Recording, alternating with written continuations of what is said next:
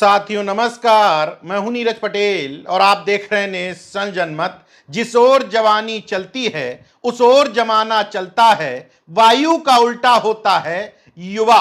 ऐसे तमाम सारे मुहावरे, लोकोक्तियां, यहां तक कि वीर रस की कविताएं और शायरियां सुन सुन करके हमारे आपके जैसे तमाम सारे लोग बड़े हो गए। लेकिन इस बार जैन जी ने इन तमाम लाइनों को बिल्कुल सही साबित कर दिया, क्योंकि मौजूदा समय में जंतर मंतर पर हुए प्रोटेस्ट में तानाशाही सत्ता की अकड़ ढीली करते हुए शिक्षा मंत्री का इस्तीफा ले लिया था। इस बार जैन जी यानी कि कॉकरोचों ने ना सिर्फ स्वयंभू मिलॉर्ड्स बल्कि उनकी चापलूसी कर रहे बार काउंसिल ऑफ इंडिया के अध्यक्ष मनन कुमार मिश्रा की भी अकड़ ढीली कर दी है। पूरा मामला विस्तार से समझ लीजिए। हैदराबाद में लॉ स्टडीज का प्रतिष्ठित संस्थान है national academy of legal studies and research, जिसको शॉर्ट में नालसार के नाम से जानते हैं। इस विश्वविद्यालय के कुलपति द्वारा आमंत्रण दिया गया था सीजीआई सूर्यकांत साहब को कि नालसार के दीक्षांत समारोह में मुख्य अतिथि बनकर आइए। बस फिर क्या था, लॉ स्टूडेंट को जब इस आमंत्रण की भनक लगी तो उन्होंने विरोध दर्ज करा दिया कि हम युवाओं को जिस शख्स ने कॉकरोच कहा उसके हाथ से हम उपाधि लेंगे ही नहीं, और ये कहते हुए दीक्षांत समारोह के बायकॉट की घोषणा भी कर दी। इस घोषणा के बाहर आने के बाद सीजीआई सूर्यकांत शर्मा जी सोच ही रहे थे कि आखिर कौन सी वो घड़ी थी जब मैंने युवाओं को कॉकरोच कह दिया। इसी बीच में कूद पड़े बार काउंसिल ऑफ इंडिया के मौजूदा चेयरमैन और भारतीय जनता पार्टी की तरफ से बिहार राज्य से भेजे गए राज्यसभा सांसद मनन कुमार मिश्रा।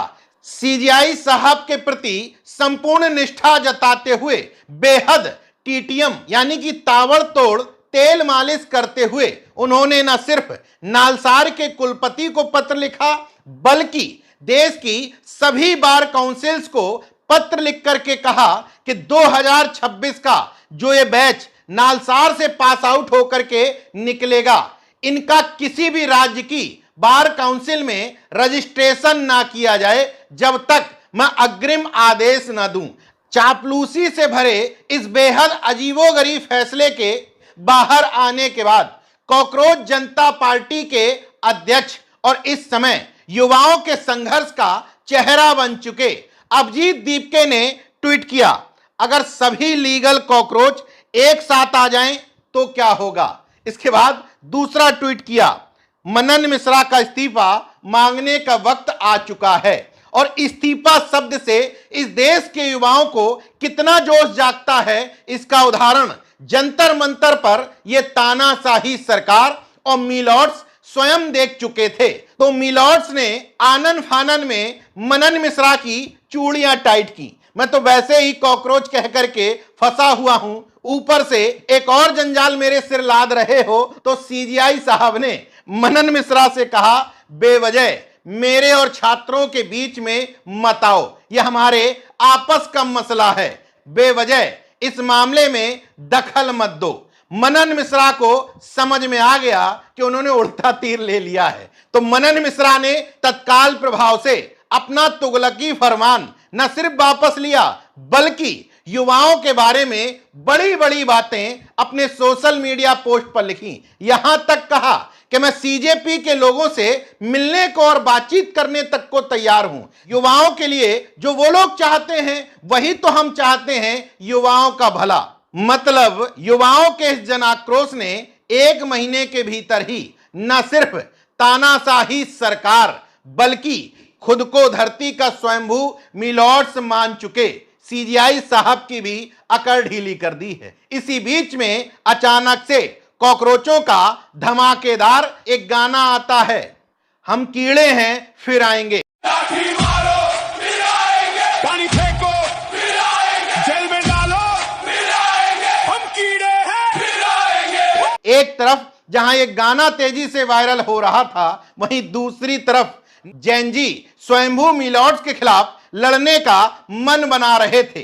तीसरी तरफ एक और मोर्चा खुल चुका था जैन अल्फा का, जिन्होंने अपने स्कूलों की खस्ताहाल व्यवस्थाओं को लेकर के, स्कूलों की जर्जर बिल्डिंगों को लेकर के, मिड डे मील को लेकर के, अन्य व्यवस्थाओं को लेकर के सड़कों पर उतरना शुरू कर दिया है। इसमें कोई दो राय नहीं कि जंतर मंतर के जन आंदोलन ने इस देश के जैन जी को, जैन अल्फा को सड़क पर आना और अपने हक अधिकार के लिए लड़ना तो सिखा ही दिया है। बहरहाल इस देश के युवाओं को कावड़ यात्रा में उलझा करके उन पर पुष्प वर्षा करने वाली इस भगवा सरकारों के लिए युवाओं की ये जागरूकता, ये जन आक्रोश खतरे की घंटी बन चुकी है। बाकी देखते रहिए नेशन जनमत, जागरूक और सजग बने रहिए।